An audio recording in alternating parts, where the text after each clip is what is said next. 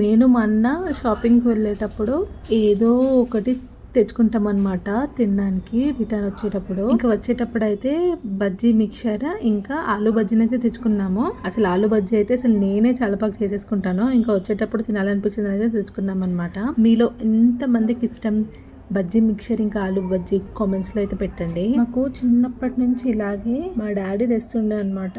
Daily ఏదో ఒక item పక్కా తింటుండే మేమైతే.